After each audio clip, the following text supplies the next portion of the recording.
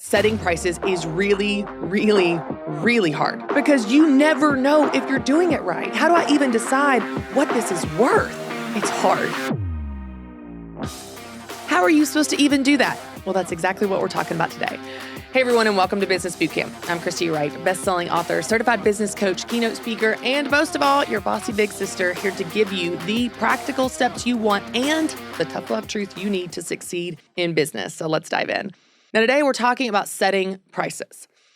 Out of the gate, let's just acknowledge that setting prices is really, really, really hard. It's kind of like raising kids. Like you're expected to know how to do it, but you don't know how to do it. And no one's ever taught you, and you're just never sure if you're doing it right? Like, it's kind of like parenting. Setting prices is hard. It's not objective, it's subjective. There are a million variables that go into setting prices. And no matter what you do, you never arrive at this perfect price where you just feel like, this is it. I have arrived. I have made it. This is perfect. You're always kind of questioning, is this the right price? Even when you get really, really confident in your price and you've been in business for a long time, you still are going, could it be better? Is there a sweet spot that I could maximize or optimize that would increase conversions and meet all of my objectives for my business, my product, my service? It's just this ongoing experiment, which can really kind of mess with your head because you never know if you're doing it right. I don't want to be too expensive and offend people and cut people out that need help. And I don't want to be too cheap. And what if I'm just like losing money on the deal or people don't take me seriously? And how do I even decide what people will pay? How do I even decide what this is worth? It's hard. Setting your prices is hard. It's confusing. It's overwhelming. So today we are going to talk about how to set your prices and specifically how to set the price that is right for you, your business, your audience, your offering, your brand, your season, and your objective. So today is going to be really, really tactical. I'm going to give you 7 questions to ask yourself to figure out the price that is right for you and your business and your offerings. And then I'm going to give you 3 rules to follow no matter what price you land on. Okay, so we're going to cover a lot of tactical things today. And because I know I talk fast and because I don't want you to have to take notes to keep up with me, I have created a free pricing guide for you. This has all the notes from today's episodes and some bonus exercises for you to set your price. You can get that by going to businessbootcampshow.com. So go to businessbootcampshow.com to download your free pricing guide. It's going to have the notes from today. But let's go ahead and dive into my 7 questions to ask yourself to start to get an idea of the price that's right for you. Are you ready? Number 1, what type of brand do you want to be? What type of brand do you want to be? How do you want to be positioned in the market? There are a lot of ways to position yourself, and the type of brand that you are will inform the price that you set. For example, in my course, Content Creator Academy, I walk people through this branding template where you make some decisions about your brand. Are you more economical or more luxurious? Is it more everyday person or is it more elite and exclusive? And as you identify the type of brand that you are and want to be, it's going to inform your price. Because if you want to work with a high-end client and you want to be seen as a very elite, exclusive, high-end, expensive, quality brand, you can't price cheap because that doesn't match that. So start by looking at yourself, your personality, your values, your business, the brand of your business, which probably reflects you as a person, and decide the type of brand that you are, the type of brand that you want to be. When you get clarity around that, when you write some adjectives of the type of brand that you want to be, it's going to bring some clarity to your pricing. It's going to begin to narrow the range of what you should charge because you begin to see, because I'm this type of brand, I should charge this much. So the first question you ask yourself is, what type of brand do you want to be? When I worked at Ramsey, I was a part of the Ramsey brand, and that obviously is a brand that is more affordable. They're working with people digging their way out of debt, and so it's more on the economical side. So my courses at Ramsey were like $100. Well, when I left Ramsey, I decided that I wanted to change my brand. I knew my value, I knew my worth, I knew the industry I was going into with training speakers. And so my very first course that I put out after leaving Ramsey was $1,200 and then increased 6 months later to $1,500. And that's my signature course, Stop Winging It, which trains people in speaking and presenting. So I made a jump from a $100 course to a $1,500 course really, really quickly. Did I lose some people? Yeah. But I knew this is the type of brand that I am and that I want to be, and my price should reflect that. But that's not the only question you ask yourself, because I know what you're thinking, but what about the value? But what about? We've got more questions, so stick with me. Number 2, what is the value of your offer? What's the value? What's the value of the results that you promise and deliver on? What's the value of the transformation? What's the value of the product? Now, in product-based businesses, there's a smaller range for this. So for example, if you make pies, people expect to spend between $10 and $40 for a pie. If you've got a $200 pie, like, they better be a magic pie that makes me lose weight, y'all. Like, there's a smaller range. If you sell toothbrushes, there's a smaller range of what people expect to pay for a toothbrush. When you're in a service-based business, this range is wide open. It really is. You've got keynote speakers that will do a 1-hour presentation for free, and you've got keynote speakers that are $250,000 for an hour keynote. You've got photographers that will do your wedding for free, and you've got photographers that are $50,000 for an hour with them. There's a much wider range in the service-based business, but here's what I want to help you with this. When you're in the service-based industry and you're not just marking up your cost of goods like product-based businesses usually do, when you're in the service-based business, I don't want you to ask yourself, what do I want to make per hour?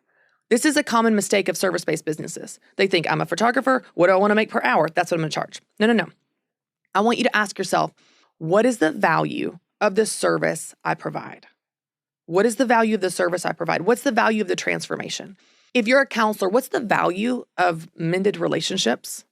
What's the value of the transformation in the family because of your counseling sessions? In my world with speaking, so I train people in speaking and presenting. I have multiple courses that help people with this. I do one-on-one coaching with them and so on.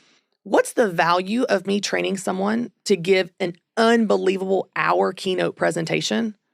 Well, starting level speakers in the business world are making $3,000 for an hour keynote. That's probably average for beginner business speakers. $3,000? So if I teach them how to give an unbelievable presentation, how to get booked as a speaker and give an unbelievable keynote where they're going to get rebooked because they were so good, what's the value of what I've just taught them? They're getting an ROI from my $1,500 course instantly. So don't ask yourself what you want to make per hour. Ask yourself, what's the value of the transformation and results that I provide? So what is the value of your offer? Number 3, what type of client do you want to work with? What type of client is your ideal client? Low price points attract low income clients, and high price points attract high income clients. It's just the reality. But when you're working with a low income client, there's a race to the bottom where when things need to get cut and they're tight on their budget, you're going to get cut. There is no ceiling when you're pricing more expensively. When you're working with a high income client, there's no ceiling. There's no top to it. I want to challenge you on thinking about who you want to work with. I heard this quote referenced recently in a book that I'm listening to right now, an audiobook, and they said the $500 client says this: how is this going to help me? How is this going to transform my life? How are we going to make a huge difference in my life? Are you sure it's going to be worth it? How much time do I get of you? How much are you going to help me? On and on and on, all the questions. That's what the $500 client asks. The $10,000 client says, here's the check. And it's the truth, y'all. It's the truth. You need to think about what type of client you want to work with. Of course, there's a very natural byproduct of this, which is if you want to work with high-income clients, there are just simply less of them. There are less people that can afford high price point items, so you have less people at that level. But you need to think through, what is that sweet spot for you? What is the type of client that you want to work with? And you should price for that client. The person that has the problem that you're solving, and they have the money to pay what you're charging. And they want to pay what you're charging. There are people you are missing out on because you're priced too cheap. And if you would increase your prices, you would actually attract a better client and maybe even more clients. I worked with a woman that was a photographer back in my business boutique days, and she was so low priced that she actually doubled her prices. So she didn't increase it by 20 or 30%. She doubled her prices because she realized she was priced so low from my teaching and training. And after doubling her prices, she tripled her revenue. Now, you don't have to be a math expert to do the math there. She actually got more clients at the high price point. So you need to think through who you want to work with and who wants to pay the price that you're offering. Number 4, how many people do you want to work with? How many people do you want to work with? Do you want to have a high quantity of people and maybe a low touch, low service level, low customization? Or do you want low quantity of people but high touch? I've done both. For example, my books, that's low touch. I don't interact with you if you buy my book and read my book. My book is $20. My books have sold hundreds of thousands of copies. That's low touch from me, but it's a $20 book, so it's a low price point, high quantity of people. As many people as want to can buy those books. It never affects me. So that is a high quantity, low price point, but also low touch. Okay, let me show you a different extreme. Last year, I led a mastermind, and this was $1,000 a month to be in a small group coaching experience with me. Only 15 people signed up. I only invited people out of my Stop Winging It class. And from those people that were invited, 15 people signed up. Few people were invited, and even fewer people could afford that price point of $1,000 a month. But because it was so few people, it was high touch for me. I was very customized in my coaching with small group. I was in the weeds of their business with them, helping them build out their business funnel. It was very high touch, but very low quantity because less people can afford that higher price point. So you get to decide how many people do you want to work with. If you want to work with a lot of people, you need to price on the lower end because that will attract more people. Less people can afford the expensive.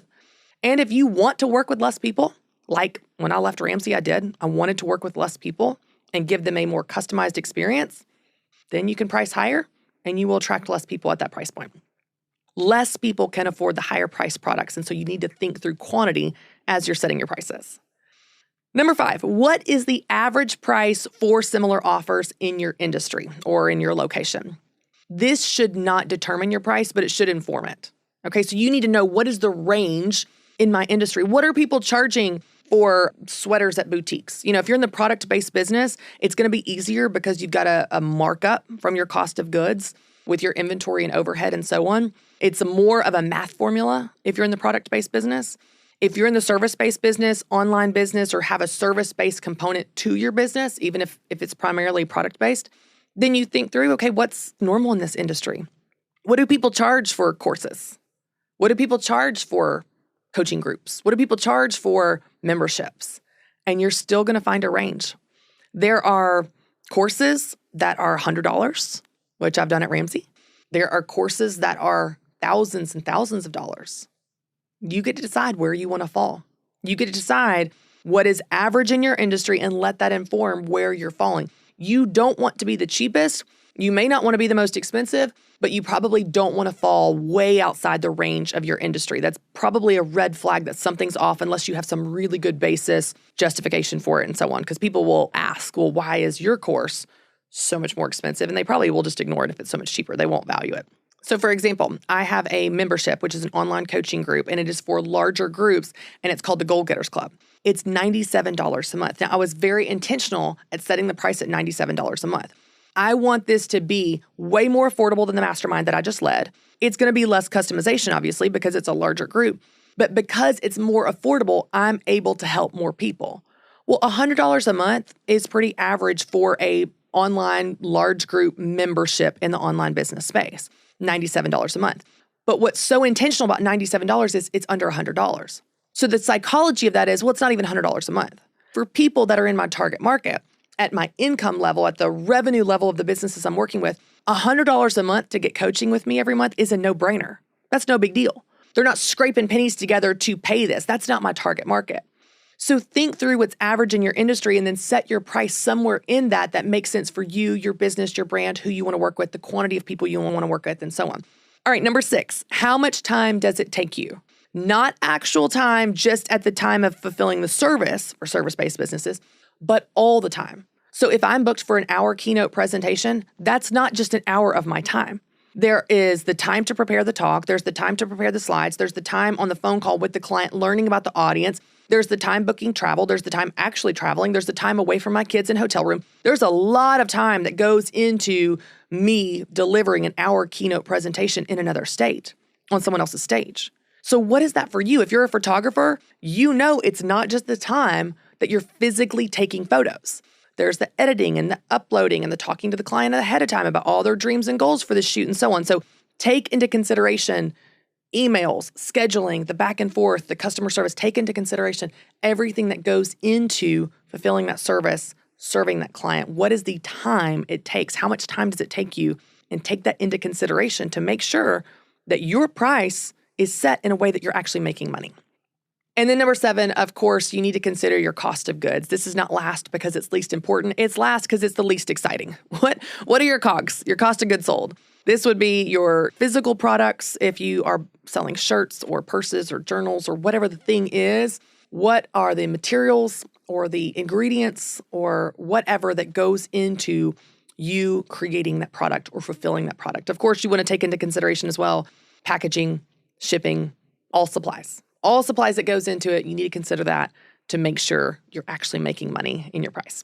Now, after you answer all these questions, you're going to come up with a price range that is something you experiment with. It's not a set it and forget it. You're always experimenting and trying new things. It's not a formula and it's not objective. It's always going to feel subjective and you're always going to make a couple people mad. There's always going to be someone saying your price too high or your price too low. You've got to navigate this in your business in finding what is right for you, finding confidence in the price that's right for you, your brand, your values, who you want to help, what you're offering, who you want to be, and what is right even for you in this season. What you charge today may be different than what you charge in 5 years, and that's okay, depending on the amount of people you want to work with and the type of brand that you want to be and so on. When I first left Ramsey, I only offered one-on-one coaching, which starts at $3,000 a month and goes up to $10,000 a month for one-on-one coaching with me. And then I added a course, which was $1,500. And then I'm now adding lower price point items like courses that are $200 or a membership that's $100 a month. I'm still doing those high price point things, but I'm diversifying my offering. So now I'm able to help people at multiple income levels and in multiple ways. You can do the same thing. But the most important thing is that you find a price or prices that are right for you. I do want to challenge you though. The only difference between you and another business charging more than you is that they had the confidence to do so. They had the courage and confidence to do so. So stop looking at pricing as just a mathematical formula. It's much more than that. It's an exercise in strategy and confidence. Now, I told you I was going to give you 3 rules to follow no matter your price. So I want to end with these 3 rules that are just going to help you regardless of where you land, regardless of the answers to your questions. I want to give you 3 rules to follow no matter what your price is. Number 1, price higher than you think. Just do it, y'all. Just price higher than you think. You're going to be all squirmy and insecure and imposter syndrome and feel weird about it. Just do it. And you know what's going to happen? Literally nothing. No one's going to blink. No one's going to freak out. And then you're going to go, oh my gosh, it worked. It worked. Price higher than you think. You, in fact, will probably just attract a better client, maybe even attract more clients, and then you're making more money. You're welcome. Send me your thank you notes later. You're going to make more money. Price higher than you think. In general, especially women, always undercharge. Just trust me on this one. Price higher than you think. Rule number 2, offer more value, not discount. Offer more value to incentivize conversions, not discounts. Don't let discounts and sales and coupon codes be your technique to get more people in the door. That is going to devalue your brand, and you're going to train them to expect only discounts. You're going to train them only to buy from you when you're running a sale. Think of Shutterfly. Have you ever paid full price for Shutterfly? No. Why? They got discount codes all over the entire earth as confetti. Just everywhere you go, there's discount codes for Shutterfly. You know you're never going to pay full price for Shutterfly because they've trained you to use discount codes and coupons. Do not train your customers to be cheap, think cheap, wait for the sale. Don't train them that way. Instead, offer more value. Offer them bonuses, extras, incentives. For example, when I'm opening enrollment for Stop Winging It, my signature speaking course, which is $1,500, if you sign up on day 1 to incentivize those initial purchases, you get my Start Getting Booked course free. Start Getting Booked is my course teaching you how to get booked as a speaker. It's a $400 course. You get it free if you sign up on day 1. That is adding value to you to incentivize conversions. I didn't say sign up on day 1 and you get it for $1,000. Don't let price be your technique to increase conversions. Add value, add bonuses, add extras, add tools, templates, whatever, time with you to incentivize those conversions instead of adding the discount. You don't want to train them to look for the sale. Maintain the value of your brand and just add more value through those incentives. And then number 3, offer options when you can. Offer options when you can. So as you build out your offerings in your business, you want to have a variety of offerings. For example, if you listen to my podcast and you only listen to my podcast, it's free. You've paid nothing and you got help. If you do what I've taught you today, you will make more money in your business and you have not spent any money with me. That's fine. If you spend $20 with me, you can buy my book. I have books for $20. Okay, well, that is a $20 price point. That's an offering. I have courses that are $200, $300, $400. I've got a coaching group that's $100 a month. So you're seeing we've got different price points from free, $20 book, $100 a month coaching group, $300 course. I've got a $15 course, and then I've got a $3,000 one-on-one coaching offering starting point. But even within my one-on-one coaching packages, it starts at $3,000 and goes up to $10,000. Let me tell you something fascinating. Everyone picks the middle. Everyone picks the middle packages. So I've got $3,000, $5,000, $7,500, and $10,000 a month to do one-on-one coaching with me. Everyone picks $5,000 or $7,500. There's a psychology of the middle. Everyone wants the middle package, which means you need to have a low end and a high end so that people can choose that middle. People want the middle. Even when I go get pedicures, y'all, it's like, which package do you want? The middle? The middle. Why? I don't even know what's included. Is it a scrub? Is it a lotion? I don't know. I just picked the middle. I don't want to be the cheapest and I don't want to be the most expensive. And most people are exactly like that. Most of your customers don't want the cheapest and they don't want the most expensive. They want the middle. They want to be average, which means you need to have a low price point, a high price point, and a middle price point so that they can choose the middle. Build out your offerings where you've got a middle, which is awesome because the middle is probably still going to be higher than what you plan to charge anyway.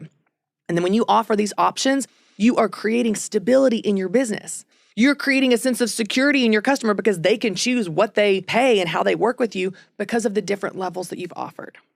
All right. Are you still here? It's really amazing if so. You've done great. Listen, I have given you 7 questions to ask yourself to find your perfect price and 3 rules for you to follow so you can get more sales at any price. I have covered a lot and I know you want these notes, so don't forget to go to businessbootcampshow.com to download your free pricing guide. And as you continue to work through these questions, work through these rules and these exercises I've given you, you will be on your way to setting your perfect price. All right, y'all, that's it for this week's episode of Business Bootcamp. But before you go, please follow this podcast channel, subscribe to this show, and share it with your friends. I want to help the show grow, and I know you want to help other people get the help they need in their business as well. And then be sure to tune in here every Tuesday to get the practical steps you want and the tough love truth you need to succeed in business. I'm Christy Wright, and I'll see you next time.